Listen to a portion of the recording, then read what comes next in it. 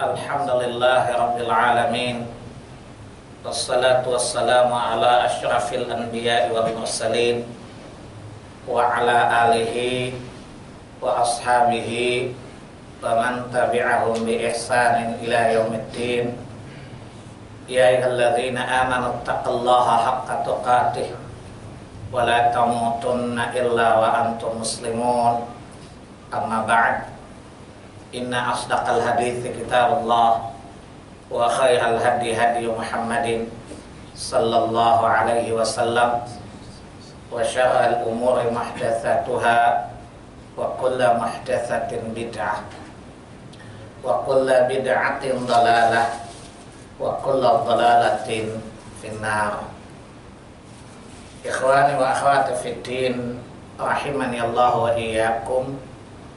Alhamdulillah, Allah telah mengkaruniakan kepada kita banyak nikmat, dan bukan setidak-tidaknya semua nikmat itu akan menjadi sempurna ketika seseorang diberikan Allah kesehatan dan diberi hidayah kepada Islam, karena hidayah adalah seutama nikmat dari semua nikmat Allah. Karena itu Allah mensifati orang-orang yang di atas hidayah itu an'amallahu alaihim, orang-orang yang telah diberi nikmat. Dan kita katakan kepada Allah di setiap salat kita, siratal ladzina an'amta alaihim, yaitu jalan orang-orang yang telah Engkau beri nikmat, yaitu jalan orang-orang yang telah diberi hidayah kepada jalan yang lurus. Dan jalan yang lurus adalah Islam.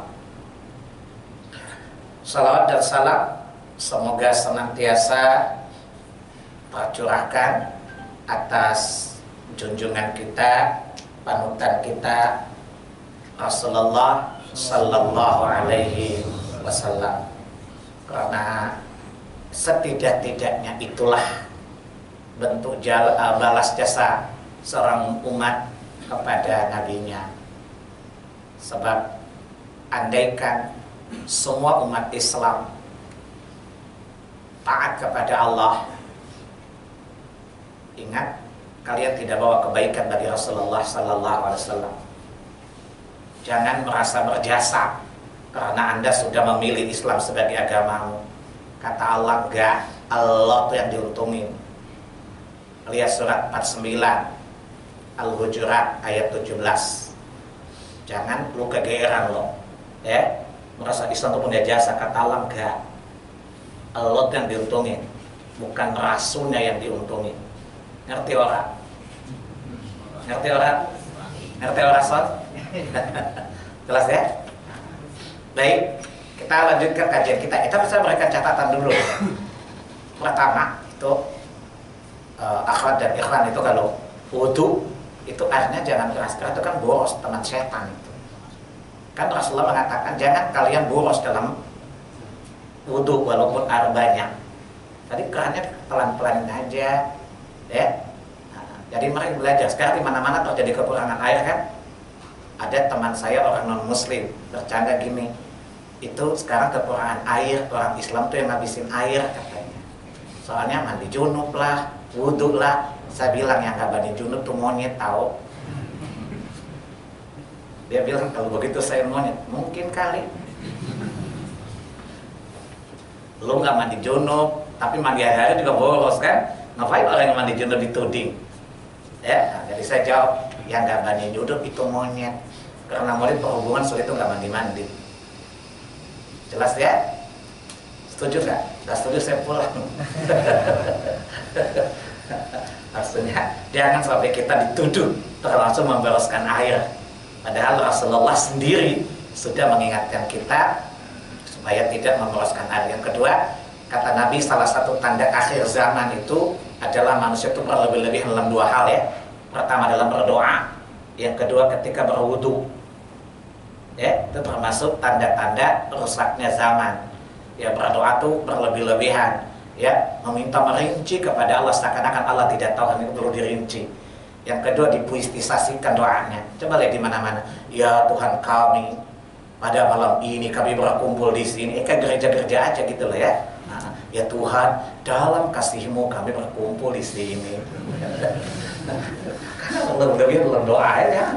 Kita tasyabbuh dengan cara-cara orang kafir berdoa, jangan bertasyabbuh ya. Biasa-biasa aja kali. Allah nggak butuh puisimu tahu. Yang Allah butuh adalah keikhlasanmu dalam berdoa, keyakinanmu akan kekuasaan Allah, dan hilangkan penghalang-penghalang doa. Nggak usah gaya-gayaan deh. Kata Allah nggak ngaruh, nggak ngefek. Jelas ya? Baik, itu catatan aja. Itu pertama. Yang kedua, antum kalau sholat, jangan sholatnya harus ada sutrahnya, membatas. Sutra itu apa? Batas antara Anda dengan orang yang boleh lewat. Itu sutra namanya. Jadi memberikan ruang kepada orang lewat. Jadi batas sutra itu adalah penghalang antara Anda punya tempat sujud dengan area orang boleh lalu lalang. Itu sutra namanya. Paham nggak? Dan sutra hukumnya wajib. Nabi setiap sholat di mana saja menanjapkan tongkat sebagai sutrahnya. Jelas? Jadi kalau di masjid, dinding atau ambil apa gitu ya, atau di belakang orang. Sebab kalau Anda sholatnya misalnya di dinding, di sini kan kita haram lewat di sini sampai antum selesai sholat. Berarti Anda itu berbuat zalim kepada orang. Rasa ya kalau antum itu suka berbuat zalim ya. Itu radikalisme itu namanya. Jelas ya? Jadi biasakan kita untuk hidupkan sunnah. Ya, jangan kita sudah makanya terjadi bid'ah dan penyerupaan kepada orang kafir karena banyak sunnah yang ditinggalkan. Lalu ruang-ruang kosong ini kemudian orang berinisiatif. Ya, mendingan lebih baik, apa salahnya sih? Itu kan bid'ah, rumus bid'ah apa? Kan baik, apa salahnya sih? Betul? Atau daripada itu orang bid'ah bukan? Yang kedua apa? Karena orang Nasrani baik deh kalau kita gitu kan. Nah, karena sunnah itu ditinggalkan. Sekali lagi perhatikan supaya dua hal ya, jangan boros dalam wudu, dan yang kedua jangan Anda sholat tanpa sutra. Maka jadikan sesuatu yang menjadi batas antara ruang Anda sujud dengan ruang orang boleh jalan. Maka berikan batasan antara keduanya dengan sutra. Nanti kalau udah pasang sutra begini, orang lewat di sini, cegah dia, kata Nabi, sekuat-kuatnya. Kalau dia lewat juga, cekik aja lehernya, mati juga tidak apa-apa kok. Itu bukan radikalisme itu. Jelas ya? Urusan sama polisi belakangan lah gitu ya. Jadi kalau saya sih enggak, saya sholat orang lewat dicegah, lewat saya gaya kakinya plok jatuh, udah saya sholat aja terus. Begitu selesai, Pak, kok kaki saya? Ya saya dudukin, saya ceramahin, tapi dia sakit sih. Ya, orang diberitahu itu adabnya hak muslim sama muslim kan. Kalau kamu tidak mengerti, udah tahu orang sholat lewat aja loh. Itu namanya melecehkan syariat bukan? Meremehkan orang beribadah bukan? Dan perbuatan meremehkan Allah, Rasulnya, dan orang mukmin, dosa besar atau dosa kecil? Dosa besar. Surat 9 ayat 63 sampai 65 ya. Baik. Kita lanjutkan kajian kita surah yang ke-12 masih ya. Mari saya baru berikan prolog saja ya, bahwa ya ayyuhalladzina amanu, surat 3 ya, Ali Imran ayat 100 sampai 101 ya. A'udzubillahi samii'il 'aliim minasyaitonir rajim. Ya ayyuhalladzina amanu ya in tuti'u fariqan minal ladzina utul kitaba ya'udukum ala ya apa kata Allah, ya'udukum min ba'di imanikum kafirin. Wahai orang-orang yang beriman, jika kalian mengikuti orang-orang yang diberi kitab, niscaya kalian akan dikembalikan kepada kekafiran sesudah kalian beriman. Itu ya. Ayat ini senada dengan surat yang sama, ayat 149. Sama juga. Ya ayyuhalladzina amanu in tuti'ul ladzina kafaru. Kalau di sini Allah menyebut orang kafir, orang ahlul kitab. Di sana Allah menyebutkan orang kafir. Baik, kemarin saya jelaskan bahwa ayat ini kan sifatnya informatif. Khitabnya, redaksinya, sirat itu informasi ya, tetapi mengandung larangan. Jelas? Hei orang beriman, jangan kalian ikuti orang-orang yang diberi kitab, karena kalian akan dikembalikan kepada kekafiran.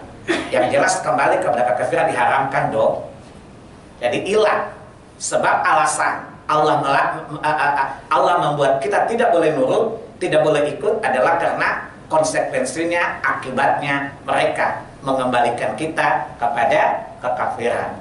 Jadi Allah menyebutkan sebagian kecil dari sifat buruk orang-orang yang diberi kitab apabila kita ikuti dan kembali kepada kekafiran, hukumnya adalah haram. Maka mengikuti sesuatu, saya ulangi, dalam kaidah fikih, sesuatu yang mengantarkan kita kepada sesuatu yang terlarang, maka hukumnya terlarang juga. Paham? Murtad dari Islam dilarang nggak? Menaati orang kafir sebab murtad, berarti dilarang juga dong. Paham? Nah, jadi ada kaidah seperti itu dalam fikih ya. Sesuatu yang dengannya terjadi sesuatu yang haram, maka hukumnya adalah haram. Paham? Nah, murtad haram bukan? Dan sebab mengikuti orang kafir bisa jadi murtad, maka haram juga bukan? Jelas. Jadi ini khabariyah tapi sifatnya nahi, sifatnya larangan, karena ayat tadi Allah melarang kita tidak boleh mengikuti orang-orang yang diberi kitab. Kemarin saya jelaskan yang dimaksudkan Allah dengan orang yang diberi kitab maksudnya sebelum kita, yaitu yang menisbatkan kepada 3 kitab besar, Taurat, Zabur, dan Injil. Mereka disebut dengan ahlul kitab. Kemarin sudah saya jelasin, dan bisa lihat kepada surat 28 Al-Qasas ayat 52 dan 53. Jelas ya? Ahlul kitab terbagi 2. Ada yang beriman, ada yang kafir. Ada yang beriman, ada yang kafir. Surat 3 ayat 110 sampai dengan ayat 112. Ada juga yang beriman. 113 dan 114 surat yang sama, surat Ali Imran. Faham? Faham? Maka yang dimaksudkan Allah, ayyuhalladzina amanu in tuti'u fariqam minal ladzina utul kitab, wahai orang-orang yang beriman, jika kalian mengikuti orang-orang yang diberi kitab, itu ahlul kitab tadi, akan mengembalikan kalian kepada kekafiran. Maksudnya di sini adalah ahlul kitab yang kafir. Sebab ahlul kitab yang mukmin kan tidak mungkin dong mengembalikan kita kepada kekafiran. Jelas? Karena orang kafir tidak menginginkan kebaikan kepada kita kecuali kita kafir. Jelas ya? Dan yang dimaksudkan orang kafir di sini, orang kafir maksudnya, karena ada penjelasnya pada surat 2 Al-Baqarah ayat 105. Ma yawaddul ladzina kafaru min ahlil kitabi wal musyrikina ayyunazzala alaikum min khairin min rabbikum wallahu yakhtassu bi rahmatihi may yasha wallahu dzul fadlil azim. Kata Allah, orang-orang kafir dari ahlul kitab dan orang-orang musyrik tidak akan pernah ridha menginginkan kebaikan atas kalian dari Tuhan kalian di atas agama ini. Jadi Allah menyatakan bahwa orang-orang kafir dari ahlul kitab dan orang-orang kafir dari orang-orang musyrik, sampai kapanpun mereka tidak akan mau agama ini menjadi agama kita.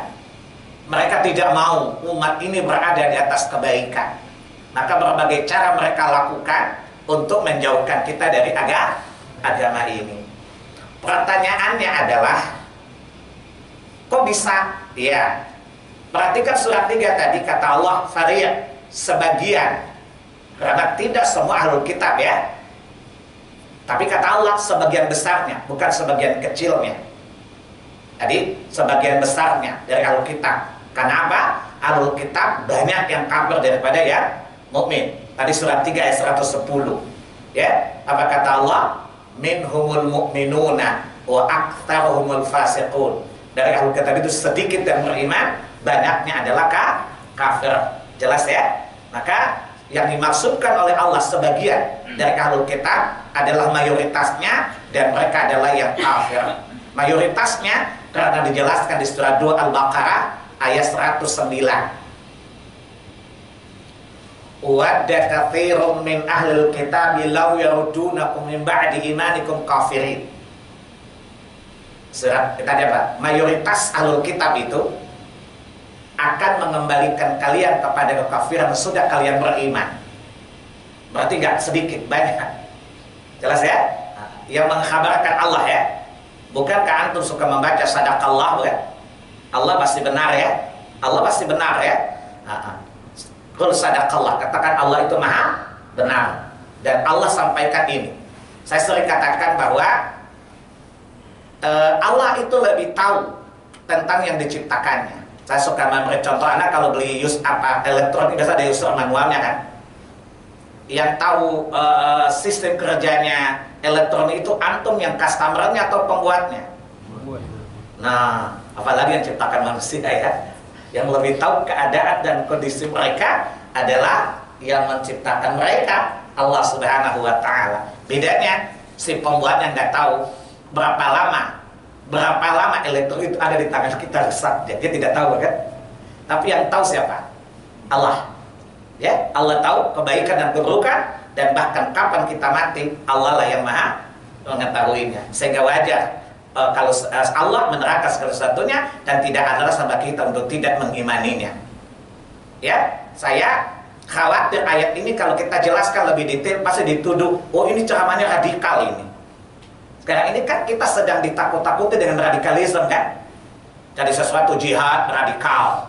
Yang ngomong orang Islam loh. Jelas ya? Jelas? Jadi nanti apalagi ada ayat jangan memilih pemimpin dari orang kafir, radikal juga. Ya, terus tanya ayat mana yang radikal? Pertanyaannya, kalau kamu hanya ambil ayat yang maunya tidak radikal, yang kamu anggap radikal, kamu tidak boleh, kita sudah jelasin. Emangnya kamu nabi apa bukan? Emang nabi kami kamu apa? Nanti akan terjadi seperti itu kan? Artinya ayat-ayat yang radikal mungkin dilarang untuk tidak boleh dibawa bukan? Saya tanya sama antum jujur aja deh. Kalau andaikan Menteri Agama misalnya melarang supaya ayat-ayat yang radikal tidak boleh dibahas di masjid, antum bilang apa? Sikap antum gimana? Gak usah lawan, jelasin aja. Biarkan dia menggonggong, kita tetap berlalu, gak usah lawan dia, kita jelasin aja. Paham ya?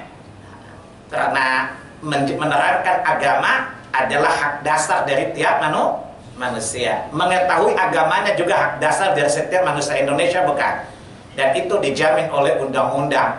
Jadi melarang sebagian ayat Al-Quran supaya tidak boleh dibahas dengan alasan radikal, ya kita jawab kalau begitu revisi undang-undang pasal 29 dulu deh, di amandemen dulu lah. Tulis itu pakai syarat kecuali ayat-ayat Quran yang radikal. Nggak usah bawa ayat Quran, kan pusing juga, nggak hafal juga kan ayatnya kan.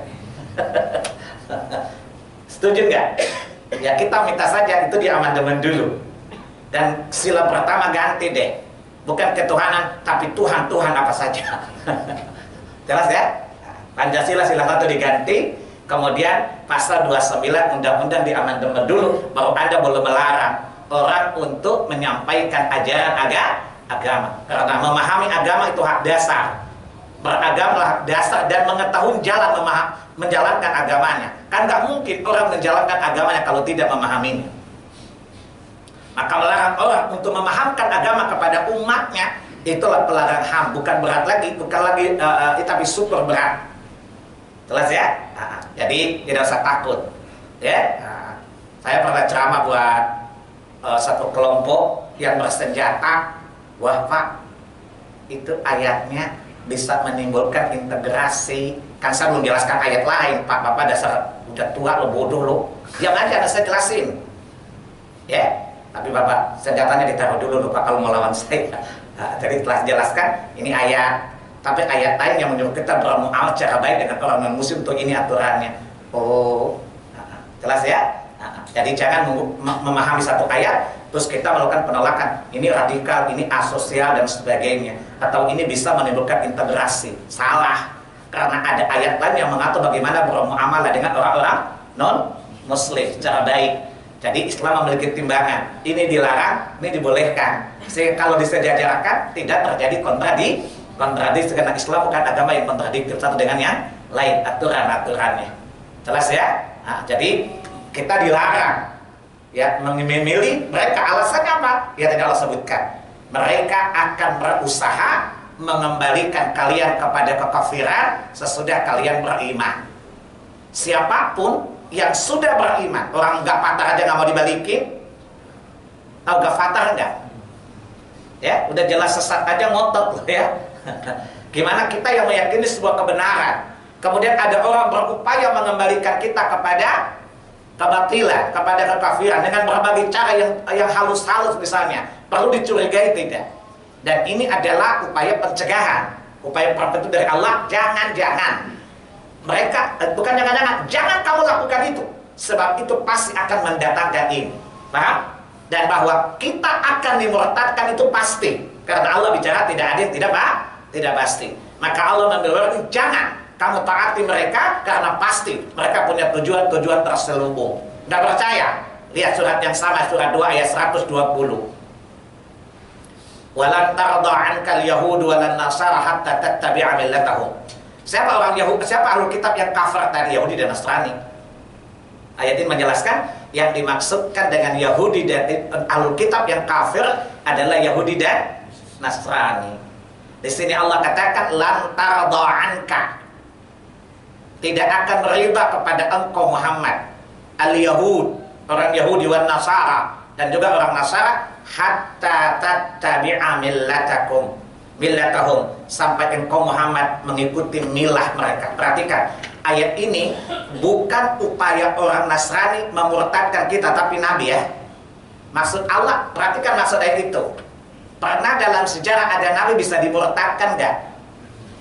Lah kalau Nabi saja sejarah murtad, apalagi lo. Paham? Paham tidak?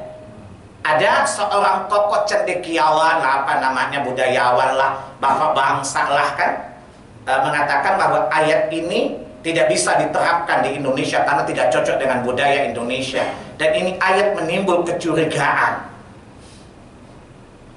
Ya, waktu saya dengar, saya bilang please go to hell. Cuman juga pikirin loh, paham ya?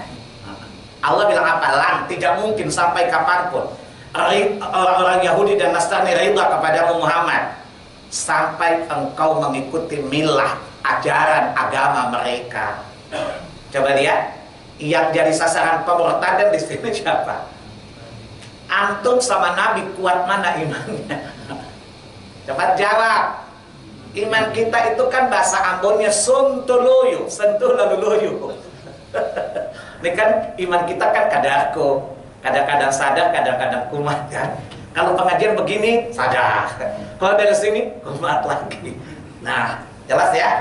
Nah, ini warning dari Allah bahwa Nabi saja di sasaran pemurtadan loh. Dan mereka tidak akan beridha Nabi di atas agama yang hak ini. Kalau nabinya jelas mereka tahu bahwa nabi-nabi Bani Israel tidak pernah bisa dimurtadkan,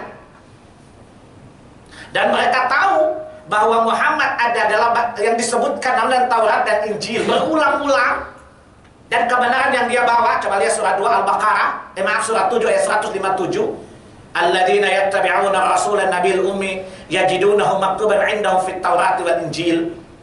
Jadi orang-orang Yahudi itu tahu betul siapa itu Muhammad, karena Allah berkali-kali secara terus-menerus berulang-ulang menyebutkannya dalam Taurat dan Injil. Berarti orang Yahudi dan Nasrani tahu kedudukan Muhammad, bukan? Bahkan Isa sendiri telah mengabarkan kedatangan Rasulullah kepada orang-orang Israel. Dia surat 62. Surat 61, surat As-Saff ayat 6. Wa idza qala Isa bin Maryam ya bani Israil inni rasulullah ilaikum musaddiqan lima baina yadayya min at-Taurat wa mubashiran bi rasul ya'ti min ba'di ismu Ahmad falamma ja'ahum bil bayyinat qalu hadza sihrun mubin. Berarti tanda-tanda kenabian Muhammad jelas. Bahkan Allah katakan ya'rifunahu kama ya'rifuna abna'ahum. Mereka mengenal Muhammad sebagaimana mereka mengenal anak-anak mereka sendiri. Saking jelasnya sifat, kedudukan, tabiat, watak Rasulullah sallallahu alaihi wasallam, dan mereka tahu Muhammad tidak mungkin dimurtadkan. Itu menunjukkan Yahudi dan Nasrani super nekat gak? Nekat melawan tembok gak itu? Dia tahu bahwa Goldeser pun tidak akan bisa merusak akidah Rasul Sallallahu alaihi wasallam. Dan inilah peringatan keras bagi kita bahwa Nabi yang tidak mungkin dimurtadkan, memiliki keimanan yang tak luar biasa dan dijamin oleh Allah saja menjadi sasaran pemurtadan, apalagi kita ini. Pertanyaan, masih nggak percaya loh? Bahkan Allah katakan mereka akan menggunakan berbagai cara, bahkan kekerasan loh. Lihat surah 2 Al-Baqarah ayat 217. Saya tidak baca di awal ya. Yas'alunaka 'anil syahril harami qitalin fi. Saya nggak baca di awal. Di tengah itu kata Allah, wala yazaluna yuqatilunakum hatta yaruddukum an dinikum in istata'u. Dan mereka orang-orang kafir tidak akan berhenti memerangi kalian sampai kalian murtad meninggalkan agama kalian jika mereka mampu melakukan. Faham? Itulah alasan-alasan kenapa Allah melarang kita tidak boleh mengikuti mereka, karena korbannya bukan individu kita, tapi korbannya adalah akidah kita, korbannya adalah iman kita, korban adalah agama kita. Pertanyaan saya, kalau andai kata Anda berada pada dua keadaan, duniamu diminta dikorbankan atau agamamu, antum pilih mana yang antum korbankan? Jawabannya tidak meyakinkan. Masih takut juga tuh ya. Saya jawabnya lantang, jujur aja, terserah antum mau jawab mana. Tahu nggak dimasukin bui juga kan? Jelas? Ini kan kita akan diperhadapkan pada dua kondisi kan, antara agama yang dikorbankan atau kedudukan dunia yang Anda korbankan. Antum akan korbankan apa? Agamamu atau duniamu? Jawaban antum sangat meyakinkan, tapi wallahu a'lam. Ini kan belum nyata sih, jadi jawabnya dunia. Tapi pada realita lebih banyak korbanin agama daripada dunia kan? Ya, karena kita selalu pakai rumus, ya, bil fulus kullu syai'in tembus, bila fulus kullu syai'in mampus. Betul ya? Kelihatan sih, yang ngomong juga gitu loh. Semoga Allah jauhkan kita dari kesesatan dan Allah menyelamatkan kita dari rencana-rencana jahat. Tidak ada pilihan pada berdoa, berilmu dan beramal.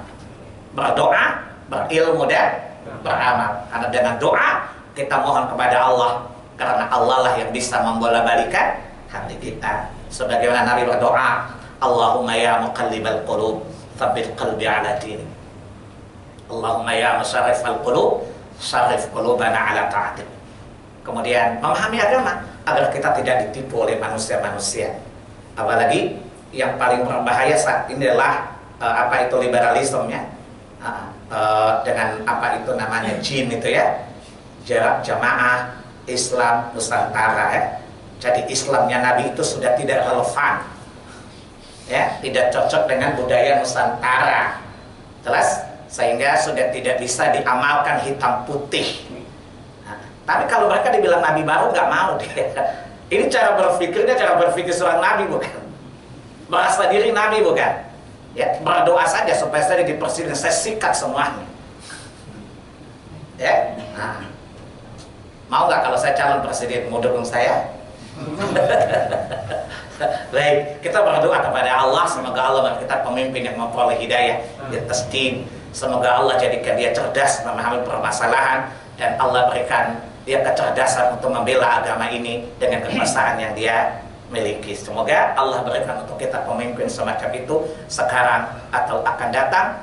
Dan kalau toh tidak, kalau toh Allah menjadikan ini hidup ini ujian, kita berdoa agar tetap di atas tauhid, di atas Islam ini sampai kematian datang menemui kita, sebagaimana wasiat Nabi Allah Ibrahim kepada putra-putranya, ya bani ya innallaha astafa lakumuddin fala tamutunna illa wa antum muslimun. Surah 2 Al-Baqarah ayat 132 ya. Wahai anak-anakku, sesungguhnya Allah telah memilih untuk kalian din agama ini, berpegang teguhlah di atasnya, dan janganlah mau datang menjemput kalian kecuali kalian tetap di atas agama itu saat menemui Allah Rabbul Alamin. Demikianlah anak-anak, pas jam 1 tidak ada pertanyaan. Bukan saya tidak kasih Anda kesempatan, tapi memang waktunya terbatas. Lewat jam 1 korupsi haram hukumnya. Jelas ya? Di mana-mana kalau orang undang saya syaratnya 1, tidak boleh telat. Dan kalau sudah pas jangan nambah-nambah, saya marahin loh. Ya, saya terkenal disiplin loh. Terkenal disiplin dan galak dan judes lagi. Baik, saya karena agama tidak ada ruang abu-abu ya. Hanya hitam putih, tidak ada basa-basi. Kalau basa bisa dikeringkan, basa keracunan mati loh. Jelas ya? Saya kira cukup. Subhanakallahumma wa bihamdika asyhadu an la ilaha illa anta astaghfiruka wa atubu ilaik. Wassalamualaikum warahmatullahi wabarakatuh.